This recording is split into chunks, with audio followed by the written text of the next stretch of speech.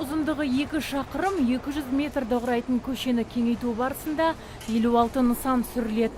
Бүгінде 26 құрылыс иелеріне өтемақы төленіп, келісім шартта түзіліп қойған. Мамандар күн сайын осы мәселені шешу үшін құрылыс нысанында жұмыс жасауда. Ал кесілген ағаштарды қалпына келтіру мердігердің мойнында екен. Компания директоры мұнда су, газ, электр жүйесінің ескі болуы олардың жұмысына бір қатар кедергі тудырып отырғанын айтады.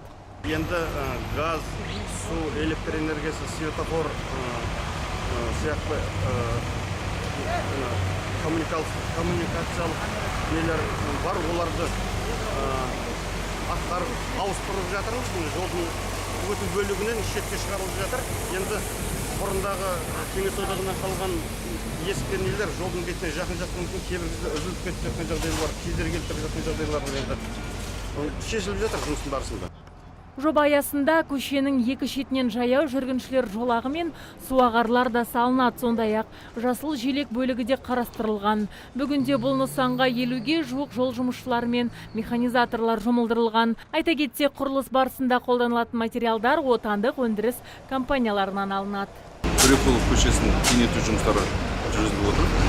Мына біздегі бастамасы Қазыбек биден бастап Аймойдыңға дейін. Жалпы ұзындығы бізде 2 шақырым. Жоспардың алдында жолдың өзі ені 10,5 метр болса, бүгінгі таңға жалпы 17,5 метрге ені кеңейтіп отыр. Өтпелі нысандағы кеңейту жұмыстары 2018 жылы аяқталады. Бұдан өзге келер жылы Арғынбеков көшесіндегі құрылыс жұмысы да бітеді деп жоспарланған.